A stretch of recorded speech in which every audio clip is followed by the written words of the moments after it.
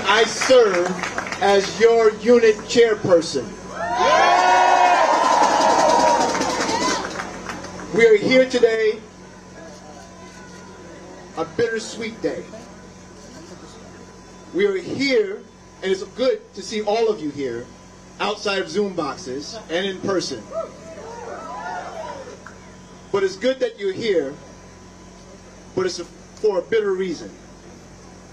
We've been negotiating with Times Management for 20 months.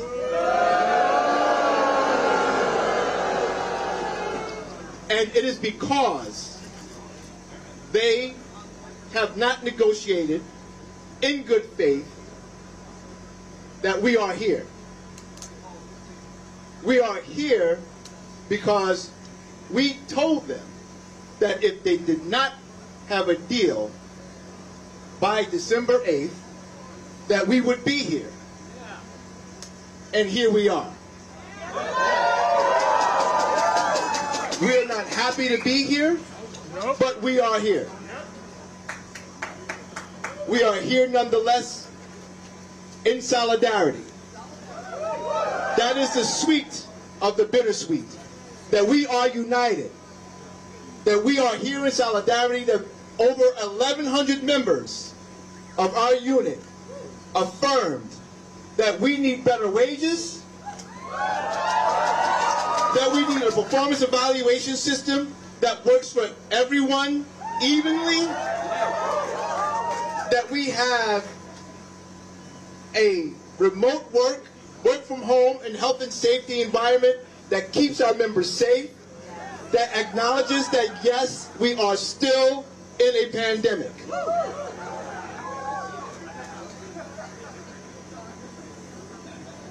By now we should all be celebrating a new contract with the higher salary floor, wages that have kept up with inflation, a commitment to diversity, equity, and inclusion that would match the company's internal rhetoric that ensures equal pay, remove bias from performance evaluations, as well as a commitment to return to office, work from home policy that reflects the world in which we now live in.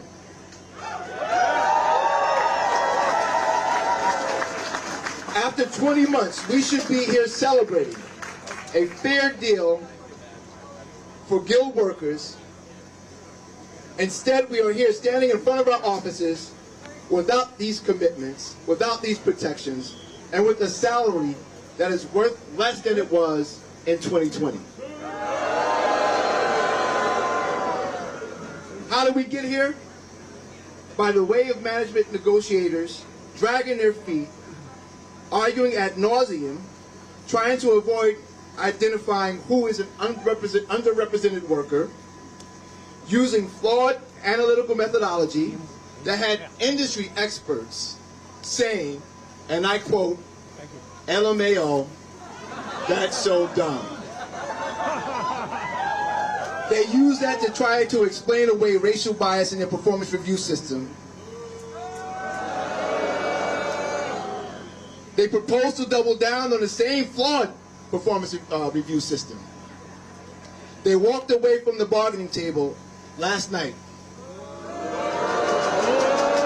at 6:47 p.m., ignoring the demands of you all who are standing here today and those of you who are at home, walking out at home, 1,100 of you all, who signed a letter last week stating that if they did not have a deal by the day that we will walk out. Those are just a few of the reasons for how we got here. But why? Why are we here? What does this purpose serve, us all being out here today? It serves to show management that we are united. It serves to show management, it serves to show that in unity there is power. It serves to show that in our power there is strength. It serves to show that in our strength there is will. And with our unity, with our power, with our strength, with our will, we will fight. And when we fight, we win. When we fight, we win.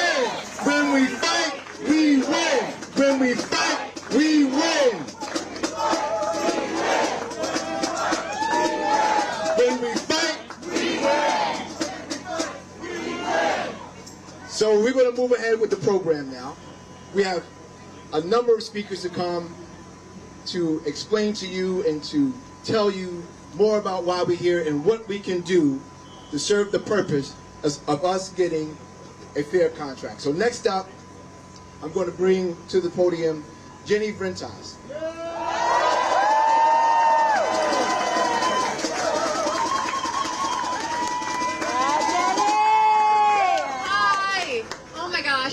Amazing to see so many people here. I am Jenny Brentas. I'm a sports reporter at the time, and I'm a proud guild member. I was talking to one of my union colleagues the other week about this action we were planning, and when I told her that we had more than 1,100 people committed to this pledge, committed to walking out, she said, wow, we organized a small town. A small town.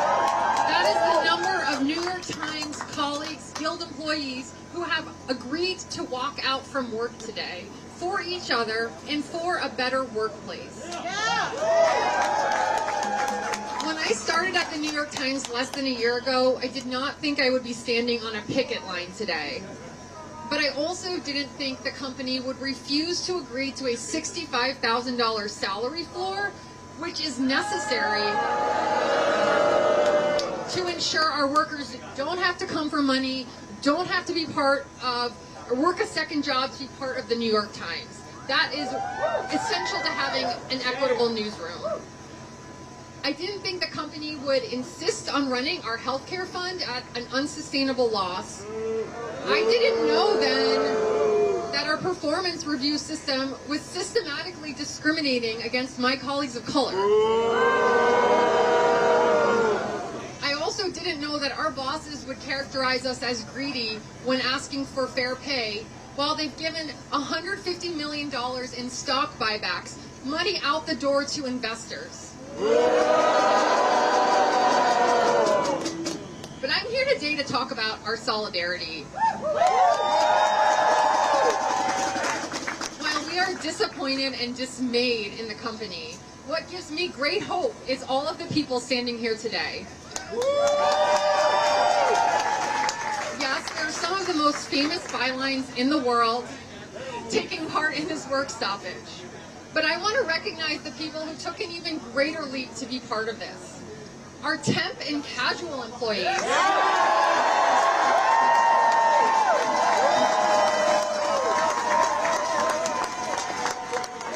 Our news assistants and newsroom fellows.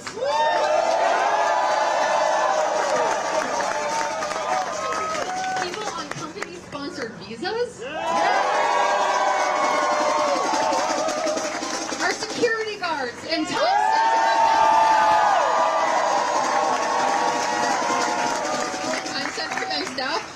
the roar was already starting when I said that. And new employees who in some cases started last week. This fight is not easy. A work stoppage is not easy. It's not what we wanted. But we are doing this together. We are stronger together. One of the beautiful parts of our union is that we are standing up for both workers and for journalism, for the future of our industry. Our pride in our work is a big reason that we are standing here today. We and journalists everywhere know that we do our best work when we are valued and we are treated equitably. And for those fighting similar fights in newsrooms across the country, across the world, we see you, and we're doing this for you too.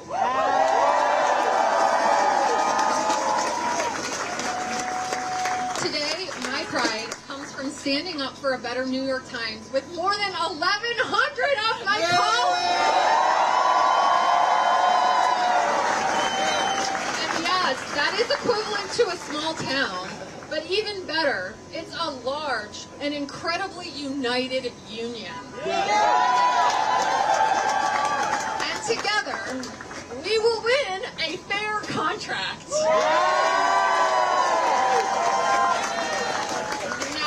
Turn it over to Nicole Hannah-Jones.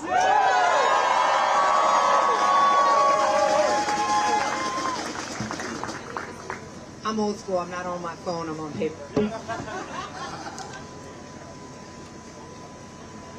Okay. Hey, everyone.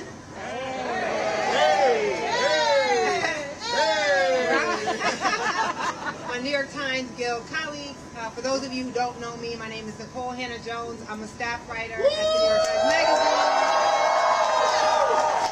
Magazine and a proud member of our Guild's Unit Council. So, like all of you, I spent last week hoping that the company would take the necessary steps to offer us a fair and equitable deal after 20 months without a contract. But instead they chose not to listen to our collective requests. So today I'm truly honored. I don't ever come in this building anymore, it seems like, but I am truly honored to stand in solidarity with 1,100 of my Guild colleagues today.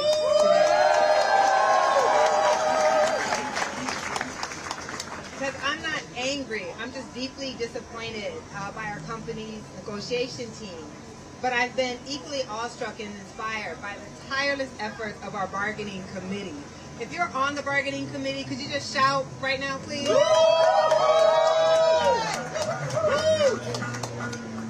They're the ones who have been in that room fighting every day. For the rest of us, I just show up and make a nice speech. So truly appreciative of that. And all of my fellow Guild members and all of you who are here today who have been working in ways big and small to fight for a better workplace for everyone, for all of our colleagues.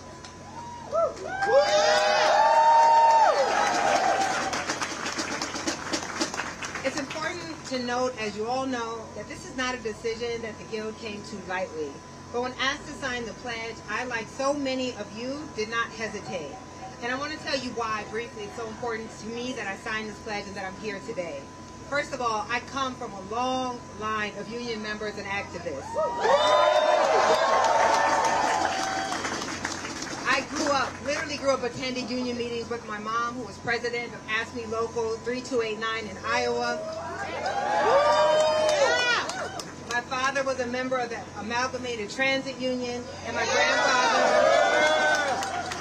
grandfather was a member of IBEW because they believed that workers should have a seat at the table.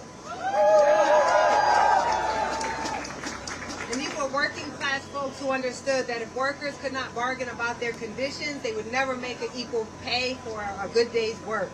So solidarity is the only way for us all to collectively rise. We didn't have a union at any newspaper that I ever worked for before I came to the New York Times. This was the first chance I ever had to actually bargain for my working conditions. Speak louder? Is that louder?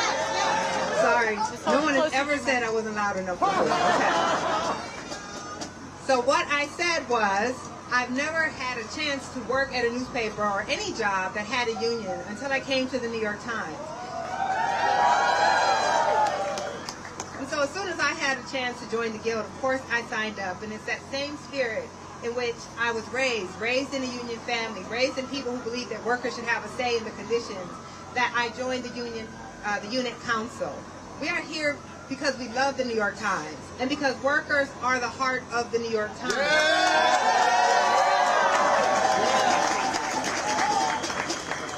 We are here because we know the New York Times is nothing without its guilds. And every last one of us deserves to earn a livable wage and to receive the benefits that we deserve. So what are we asking for in our contract?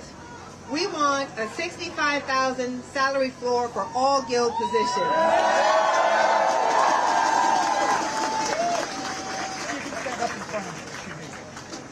Let me tell you, I know what it's like to work at a newspaper and not make enough to pay your bills. I worked 2 jobs until I was 30 years old. I reported at my local newspaper, and then I had to sell mattresses on nights and weekends just to make ends meet. I loved my job, but we shouldn't have to struggle financially to work at a place like the New York Times, no matter what position we hold at this institution.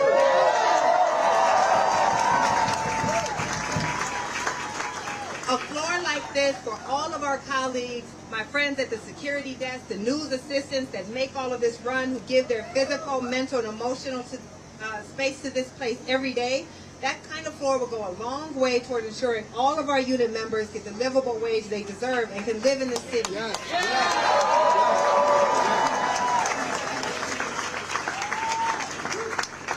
So let's be real. It will cost this prosperous company very little for all of our employees to make a livable wage. If you compare the cost of our proposal to the $150 million approved for stock buybacks this year, then we know that we have the money to do this for our lowest paid employees. Yes, we do. Because this is also the truth. When this paper struggled, all of us had to share in its austerity. Yes. So when this paper is doing well, the people who work here every day to make this place a global phenomenon deserve to share in its success.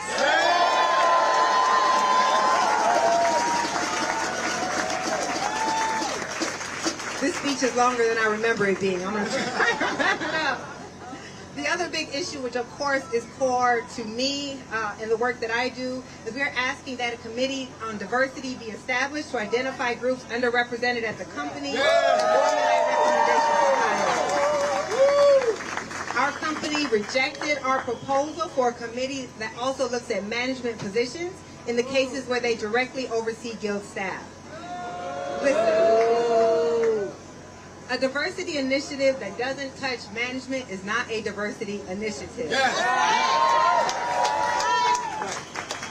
And the fact that our management team at the bargaining table has yet to confirm and work to correct the Guild's finding on racial disparities in our employment and performance evaluation system, it becomes clear that this is about more than just a contract. Yes. What we are asking is that every member of our Guild be treated fairly, be judged on their merits, and be paid their worth.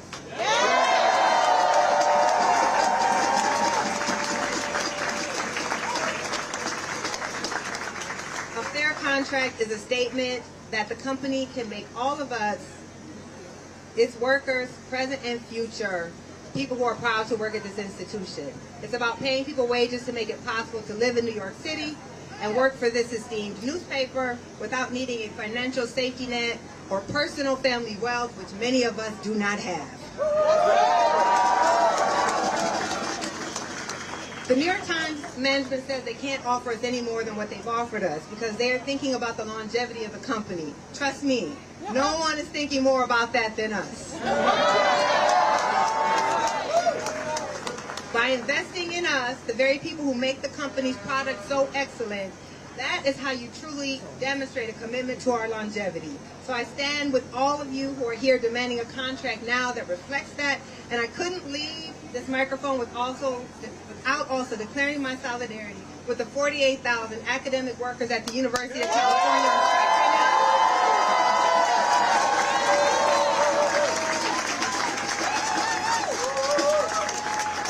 My solidarity with the academic workers at the New School on strike right now.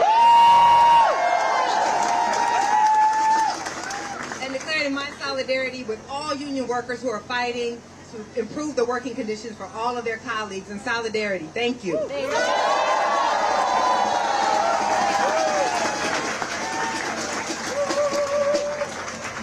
Give it up for Nicole!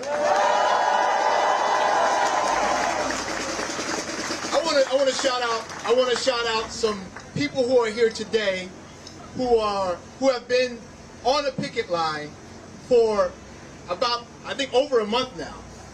They flew up from Pittsburgh. There are workers here from the Pittsburgh Post-Gazette. Where are you? Let's give it up for them. Who are in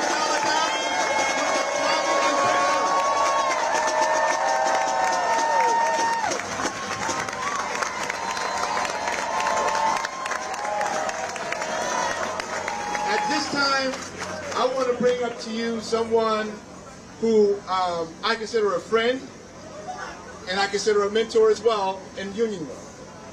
Susan DeCarava, our New York local president.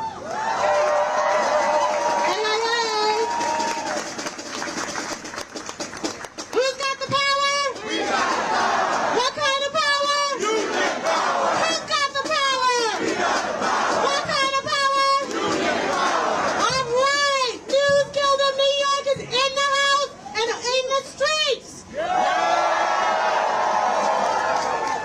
I'm here today as the president of your union, and I'm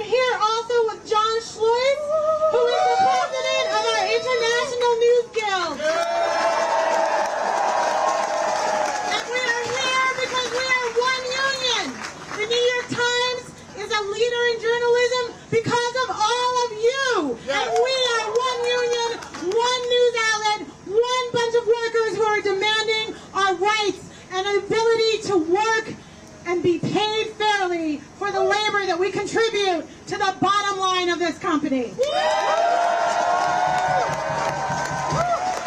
I know this wasn't an easy decision, and I know how much all of you value the work that you do. That commitment is the exact reason why the only way the company can properly invest in this company is by investing in each and every one of you.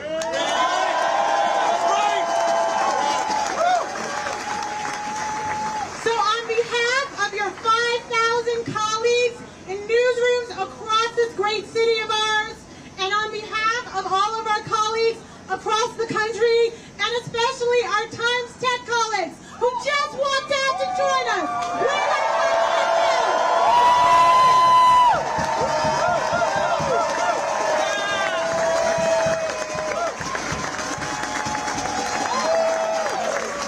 John and I are here to say, we got you. We got you. So our union, the News Guild CWA, is a strong and fighting union. We're actually one of the fastest growing unions in the country right now, and that's because of everyone out here. You are the union. And our union, what we build together, is the strongest when we fight together. What happens when we fight? We win! What happens when we fight? We win! And that fight is growing every single day. Standing with us, maybe not here, but all across the continent, are 27,000 News Guild members standing with us. And we're joined by our parent union, the Communications Workers of America, with hundreds of thousands of members. CWA! CWA! CWA!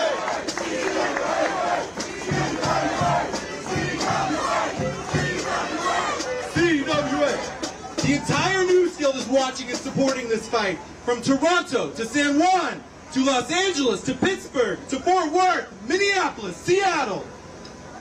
We are in the second week, y'all, of a strike in Fort Worth, Texas. Let's give it up for the folks in Fort Worth.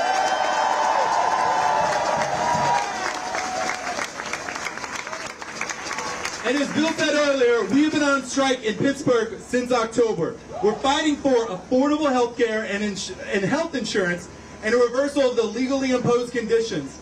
We have been striking, we've got striking guild members right here. We already shouted out to Aaron and Natalie, but let's do it again!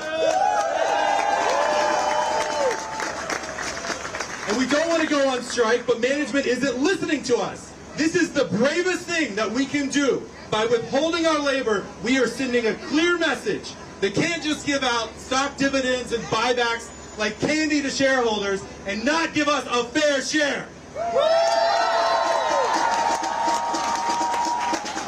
We are done making concessions in this union. Am I right? Are we done? We are done. Our job is to hold power to account, and today we do that right here at the New York Times. And we will do that every single day, because when we fight, we win. Thank you, John. So, as you just heard, and you know, your colleagues across the News Guild and newsrooms across this country understand the value of your work because they do it too. And so we're all here today to let the New York Times executives know that there is no New York Times without your labor.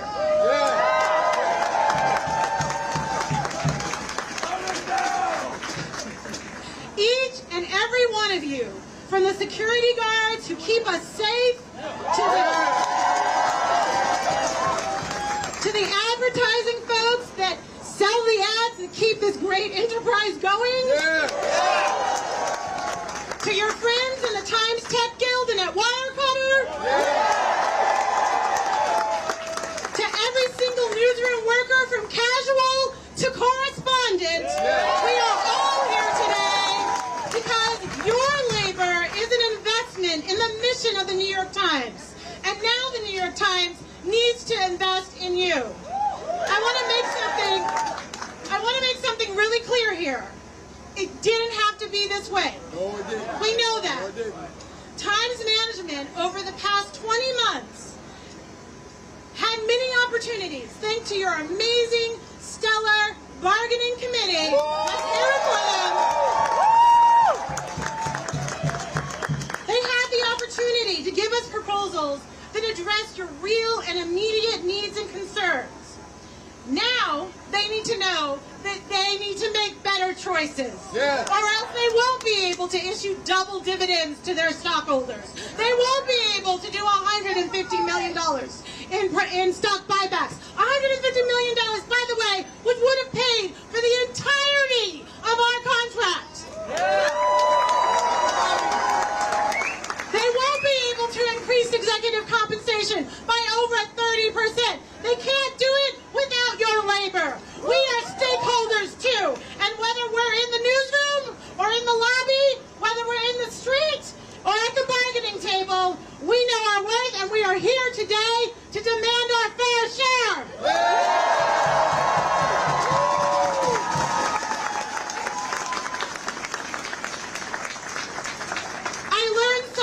From our friends at Teamsters Local 804 last year during the Conde strike. And I want to give a shout out to them. These are the folks who pledged not to cross our picket line today. These are the UPS drivers who said not today.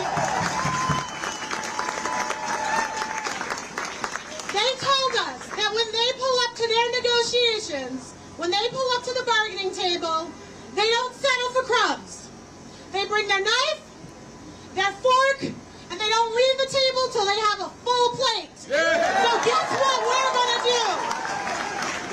My friends, get your utensils out, get your Tupperware ready, because we are not leaving the table until we get a full plate and our fair share.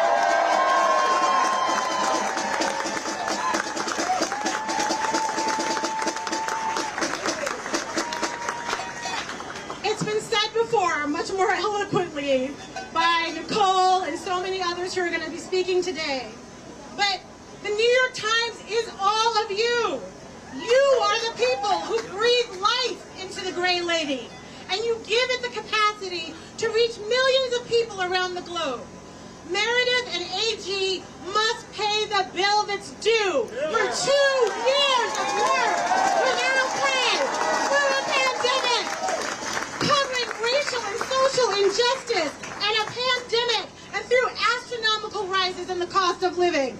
They got paid, you should get paid. Shareholders were not protecting the newsroom. Shareholders were not selling ads. Shareholders were not reporting on the news. You know who was? You are.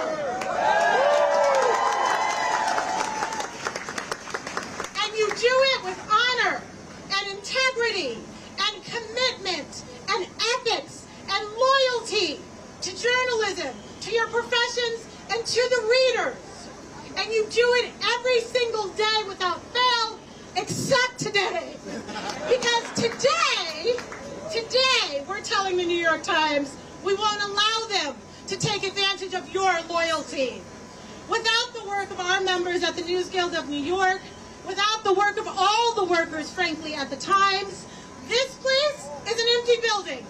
It's a blank page, and it's a company that's not living up to its values unless we demand that they do so. We know they can do better. Let's make sure they know they can do better.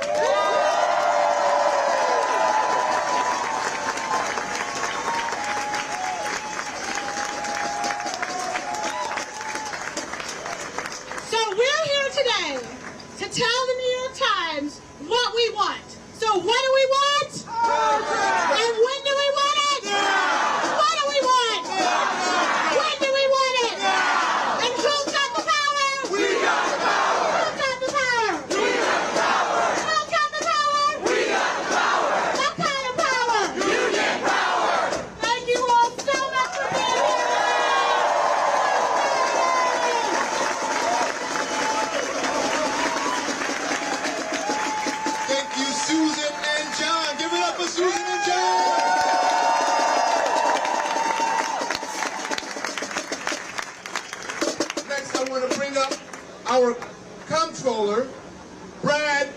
Lander. Give it up for Brad Lander.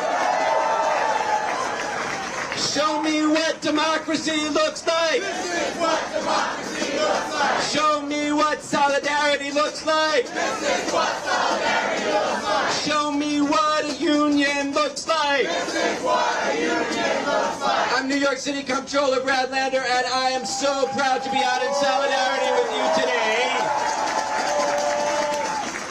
Normally, by this time of day, I would have taken the blue wrapper off the paper that hit my stoop at 6 a.m. and enjoyed it over breakfast. I would have listened to the Daily in the shower, I'll admit it. I would, on my way into work, have opened the Core app and gone through the front section, the Metro and Business, and yes, I probably would have played Wordle. I have not done any of those things today because I don't cross picket lines. But I've got to tell you, it was also a powerful reminder of what the 1,100 workers do for me and for the customers of the New York Times every single day. It's the journalists and staff of the Times who add value to our lives in just extraordinary ways. Like, you create value out of your hard work. That's what this company is. This company is a vehicle for some brilliant and talented and creative folks to create content that adds enormous value to my life personally and all of our lives. So first, just on behalf of avid Times readers and listeners and consumers, I want to say thank you to all of you for the work you do every day and bring solidarity from your readers and listeners. But I'm not out here today only as a customer. I'll be honest, I'm also out here actually as an investor and shareholder, because the New York City pension funds, representing the retirement security of nurses and teachers and crossing guards and secretaries, they own $25 million worth of stock in the New York Times Company. And I got to tell you this, investors and customers, they don't want a company that refuses to bargain in good faith with its workers. They don't want a company that makes you stay 20 months at the bargaining table. They don't want a company that refuses to pay workers what they're worth. And they don't want a company that won't bargain honestly about the diversity of its workforce. That last one really struck me, because you know what?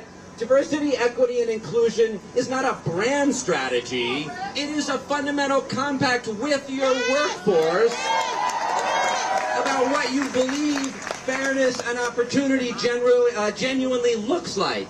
And you can't say, that's not an issue for the bargaining table. That's something that management will handle on its own with its branding department or with its shareholders. So I just want to say I really appreciate it. It is new for workers to say, you know what, diversity, equity, inclusion, they are fundamental union and workforce issues. And we're demanding that they be part of negotiations. That's how we create and share value. And so I want to give credit to you for organizing and demanding it and putting it right on the table. And I want to say investors and shareholders and customers don't want a company that refuses to do that.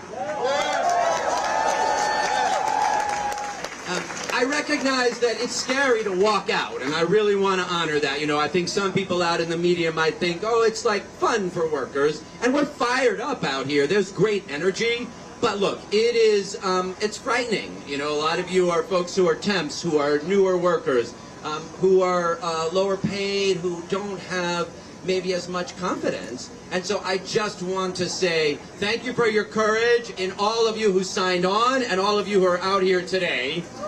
It's encouraging to hear your solidarity from this podium, to hear your journalists stand up together with and recognize the work of the security guards, of the folks who do the tech work, of the folks who make this place run. And I just want to expand that a little bit, because I love seeing your solidarity with the News Guild, who are doing some badass organizing all across the sector, down at the New Yorker and Condé Nast and all over the country.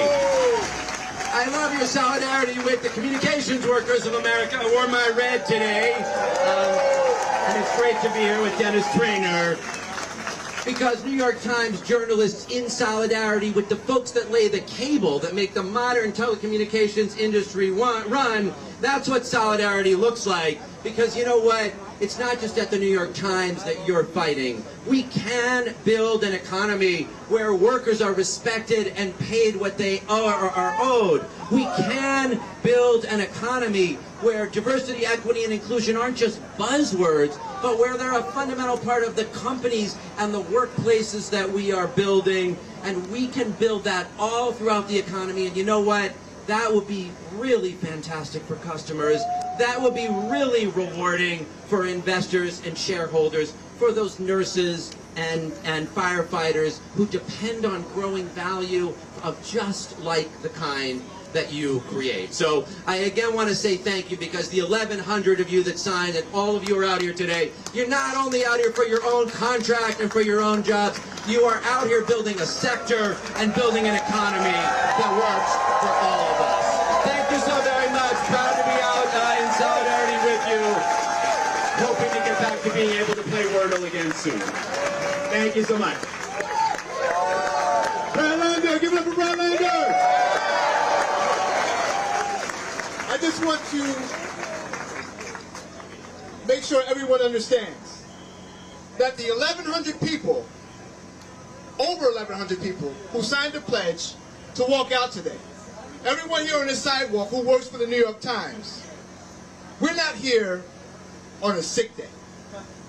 We're not here taking a vacation day. We are getting docked a day's pay to be out here to fight for the rights of all of our union members. It is very important that you understand that. And we didn't have to be here. As was said before, it is another example of the bad way that Times management has managed this whole fiasco. They have chosen for us to be here. They have chosen for us to lose a day's pay when we could have settled on a contract a long time ago. So I just want you to understand that. Next up is our contract action team member, guild member, Tom Coffey.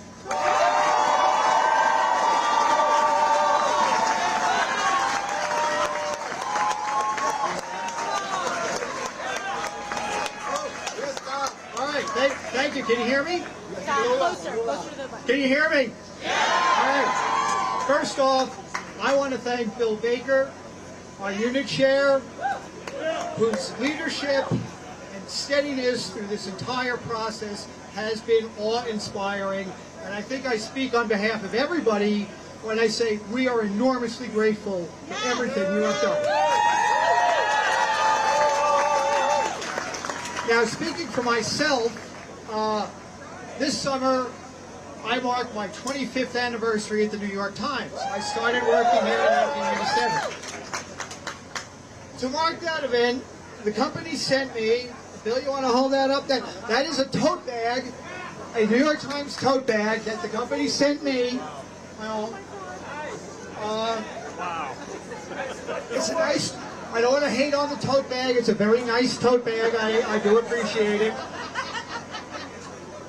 But as I said in my email to AG and Meredith when we all sent that mass email over the summer, when I sent my email to AG and Meredith over the summer where we said we really want a contract, I said, I don't need knickknacks, I need a raise.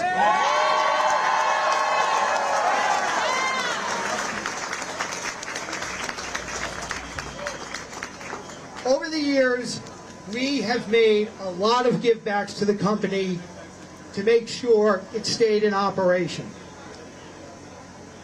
About a dozen years ago, we agreed to a 5% pay cut in exchange for 10 furlough days. That helped the company out. In 2012, they killed the old pension plan, which was better than the pension plan we have now. We agreed to 2% raises virtually every year going forward in that. In 2017, we agreed to kick more money into the health plan, to pay higher deductibles and higher co-pays when it looked like the health plan was going to run out of money. We have been doing all of this over the years to help the company out. Now the company this year has made an operating profit of, I believe it's more than $300 million. Am I right about that? They've raised the executive pay, they're doing the stock buybacks, they've raised the dividends to give shareholders more money. We don't begrudge them that, at least I don't, but I do want my fair share, and I think we all deserve it.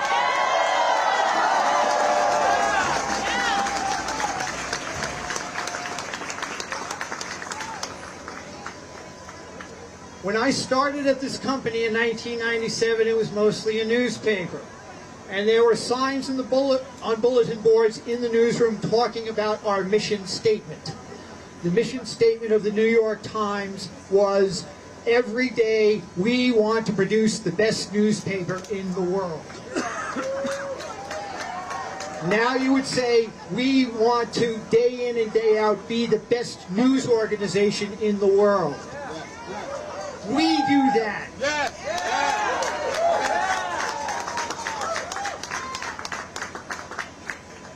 And we are just asking now the company merely to give us what we deserve and what we have earned over the years.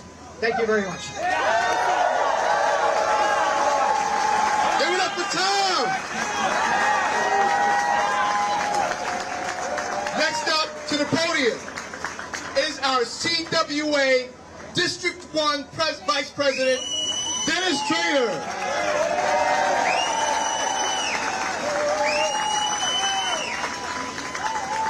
The CWA in the house. We're all CWA, and when we fight, we win. When we fight, we win. Good afternoon, brothers and sisters and union family. Give them hell, Dennis. My name is Dennis Trainer, and I'm the Vice President of CWA District 1. And on behalf of the 150,000 members in District 1, I'm here to stand in solidarity with all of you. I want to give a huge shout out to your President Susan and to John. Where are they? We're in this together. We're all CWA, and when we fight, we win. I want to tell you a little story about CWA and about strikes. I know it's pretty hard going out on strike. I've been there a few times. In 1971, when I first joined the New York Telephone Company, I was on strike for 7.5 months. Welcome to CWA, I said. I became a steward that day. In 1989, I was on strike for 4 months. And in 2016, we were on strike against Verizon for 7 weeks. Well, let me tell you about the strike in 2016. We were on strike for 7 weeks. We finally settled the strike down in Washington, D.C. in front of the Secretary of Labor.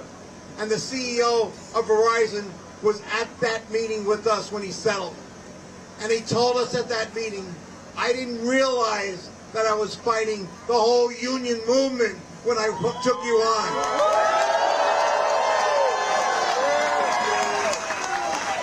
And that's what I want to tell you right now.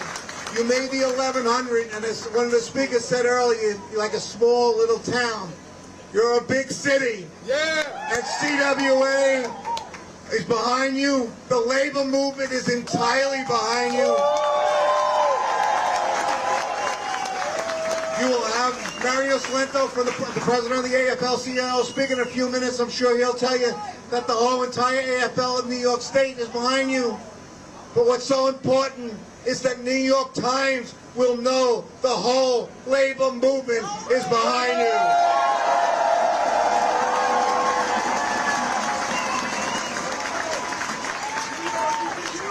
For over 20 months, you've been bargaining in good faith.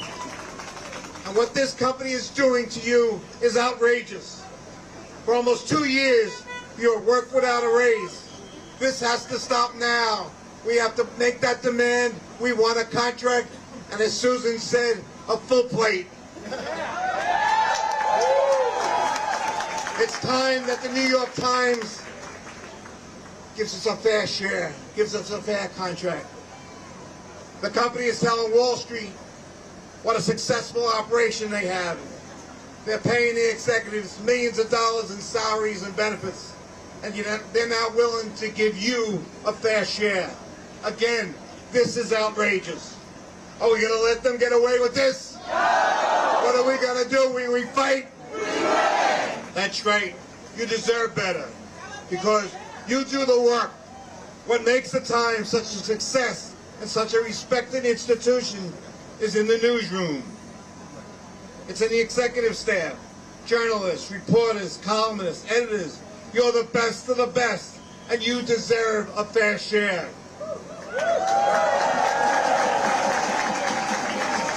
All workers deserve a fair share. It's shameful and a disgrace for an institution like the New York Times, which holds itself to the highest standards, to treat its workers so poorly. I commend you for your bravery. Workers at the Times have not walked out since 1978. But you know what? You are in great company. Workers are fed up with corporate greed and fighting back. And again, when we fight, I stand with you, the CWA, the 150 members in New York, in District 1 stand with you, all of CWE stands with you, and the labor movement stands with you. We're all in this together. Thank you.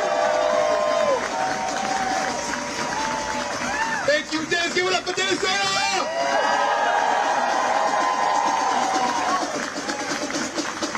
So I wanna just shout out some folks who are here today.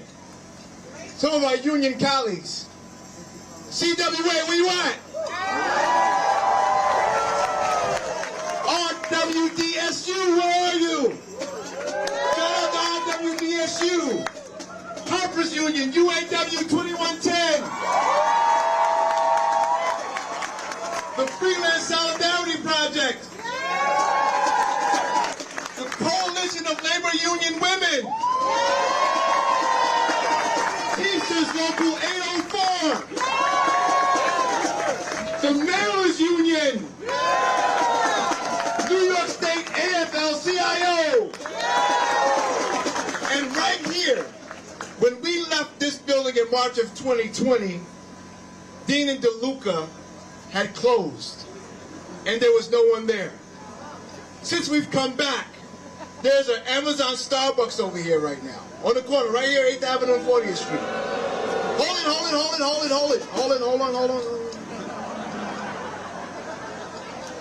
We want to give a shout out to Workers United, representing the newly organized Amazon and Starbucks workers right here on 8th Avenue.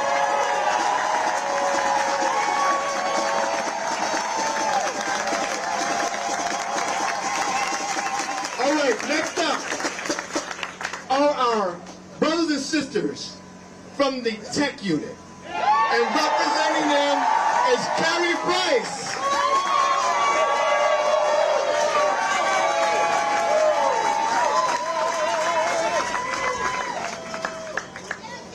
Good afternoon, everyone.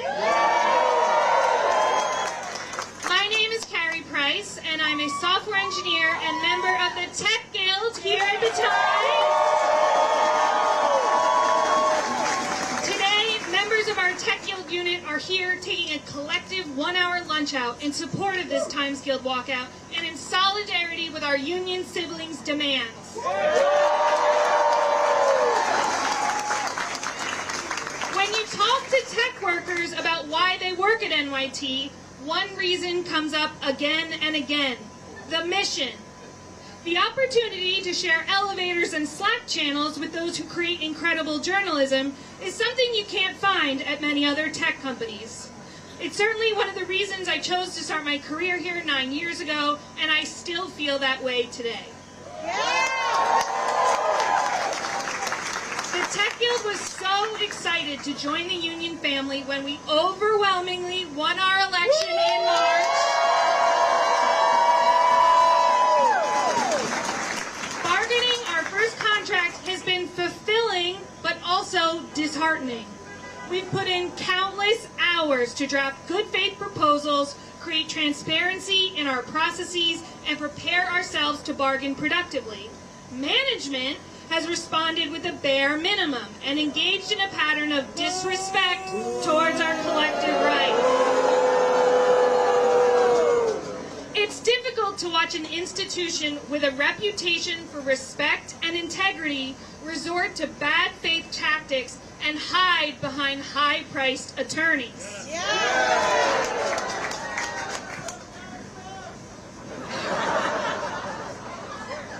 But those lawyers and senior leaders are not the New York Times. We, its workers, are. We write the stories. We build the features. We cover the breaking news. We analyze the data.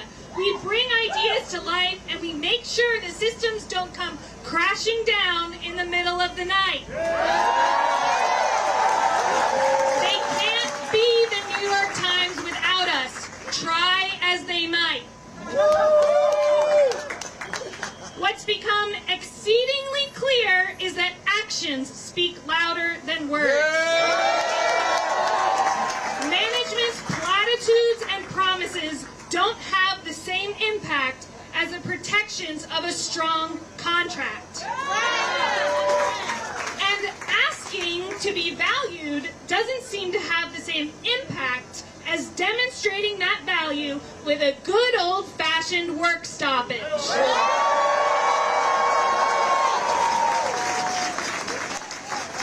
So today, our union siblings do just that, and we're proud to stand alongside them in solidarity. There are certain moments when you feel especially proud to work at the New York Times. When we break a big story or gather together to celebrate Pulitzer Day. The people responsible for that work, the people who make the Times what it is, are out here today demanding what they deserve. To be valued not just in dollars, but with equity and respect.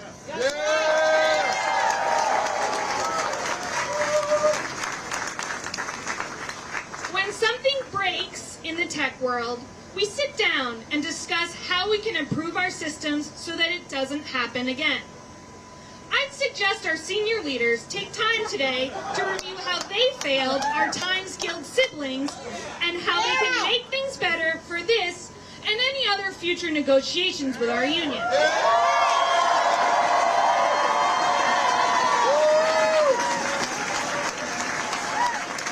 Here's a few suggestions to get them started. Stop stalling at every turn. Stop dodging tough questions. And stop underestimating our collective strength. Start taking our concerns seriously. Start negotiating in good faith. And lastly, start appreciating the value of your workers, not just in words, but in action. Solidarity, everyone.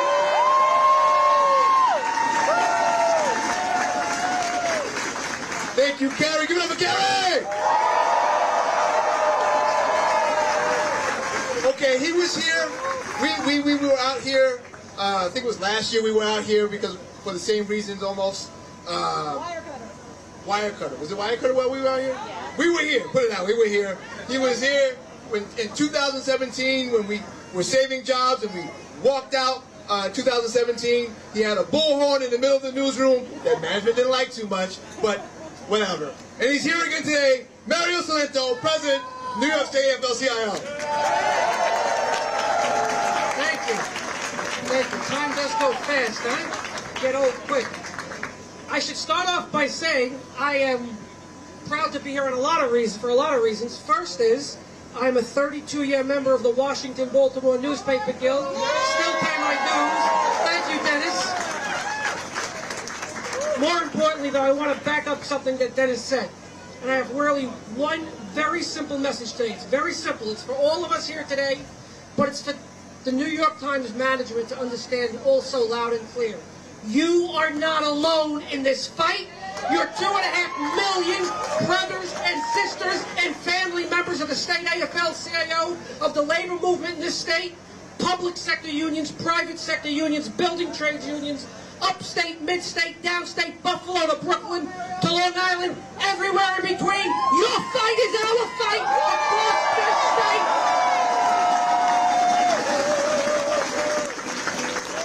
Your fight for dignity is our fight. Your fight for respect is the labor movement's fight. Your fight for justice is the state AFL-CIO's fight. And your fight for a fair contract with fair wages and benefits and conditions of employment is everybody's fight. That's what they didn't count on. They don't understand it. What they don't understand is the simple premise that we all understand intuitively. We are a family. The labor movement is a family. Look at this beautiful gathering today. All of us. All of us. You don't have to be blood related to be a family. And we don't have to look alike or talk alike or sound alike to be a family. A family is a group of people who join together for a lot of different reasons. Who care about one another, yes. Who support one another, yes. Who help one another, yes. And who pick each other up when one of us falls down. Yes. But most importantly, when it comes to a situation like this, it means that if you pick on one of us, you have to deal with all of us. And that's what we're saying today. It has been said many times here already. I'm not going to repeat it over and over again, but you are the reason why this company is so successful. It is your dedication and your commitment and your professionalism and your skill and your talent and your blood, sweat, and tears. All you're asking for is what is right and just and true. And what is right and just and true is that you have earned a fair contract to be able to support yourselves and your families. And that's what we're going to let them understand from now for as long as it takes. And my overall message today is that anything that Susan says you need, I want you to know, and I mean this, all of the resources of the state AFL-CIO will be here at a moment's notice, Susan. Anything that we can do to show them that we're all in this together. So I'll just leave you with this. Just remember, please, always, when we stand together and when we join together and fight together and raise our voices together, we win.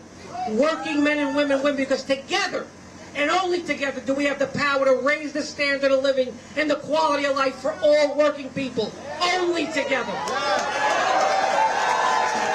So let's just make sure that they truly, truly understand this. Are we going to stand together? Yeah! Are we going to join together? Yeah! Are we going to fight together? Yeah! Are we going to raise our voices together? Yeah! Stand tall, always stand proud. Be proud of what we have here. Together we will win this fight. Thank you very much.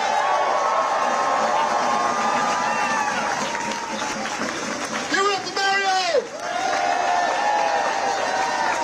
I'm so glad that you are still here. I was supposed to tell you to stay earlier, but you didn't have to leave because you wanted to hear these great speakers. But the person who I'm about to bring up right now, this person who I'm about to bring up right now, I'm going to call her, I'm going to anoint her, right here in front of all of you, our chief bargainer. She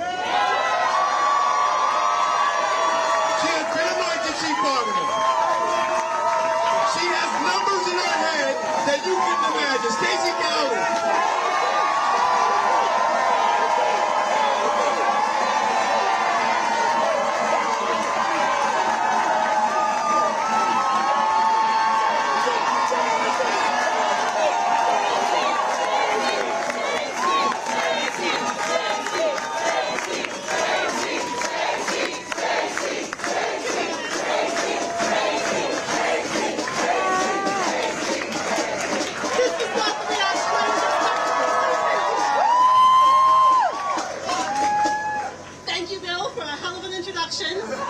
Thank you all for being here today.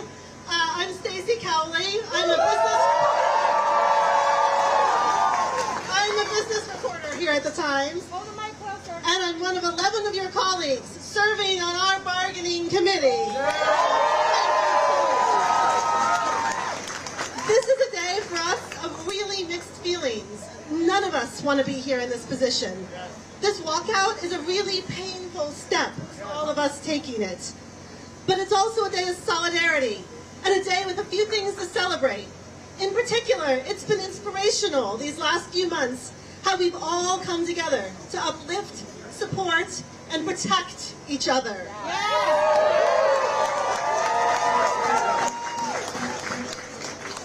You have all trusted us this far. We on the bargaining committee take that trust and the responsibility that comes with it very, very seriously. We plan to return to the bargaining table as soon as the company will meet us there. And we will keep doing everything we can to get this deal finished.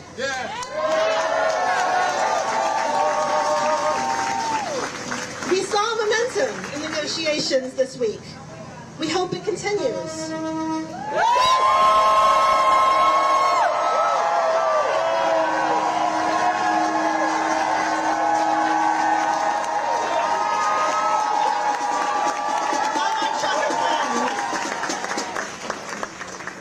We hope this momentum continues. We are prepared to negotiate in good faith toward a deal that's fair for both our members and this company, a news organization whose mission we all wholeheartedly support. But if talks stall again, if management remains entrenched on core issues like wages that fail to keep up with our rising living costs, we will be asking you for your trust and support for further action.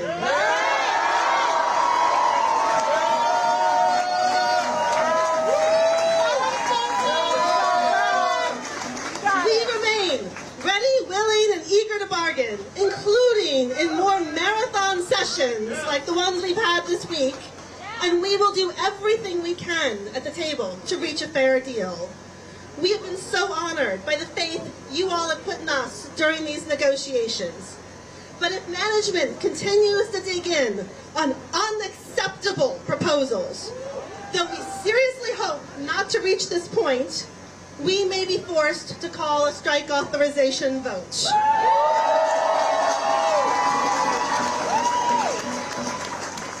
That would not mean that we're going out on strike immediately.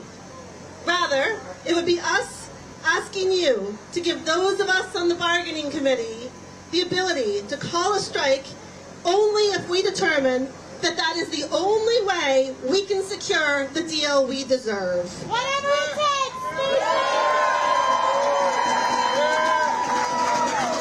We do not want to reach that point, and we will work hard in the coming weeks to avoid it. But if the company's negotiators continue to bargain the way they have so far, we may face no other choice. We want to make it extremely clear to the New York Times, we are here to get a fair contract, and we will not settle for anything less.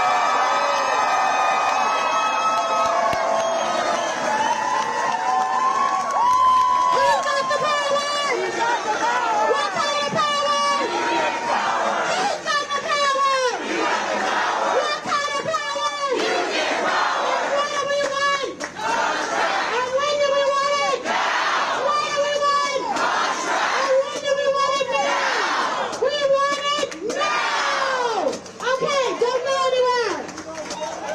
Well,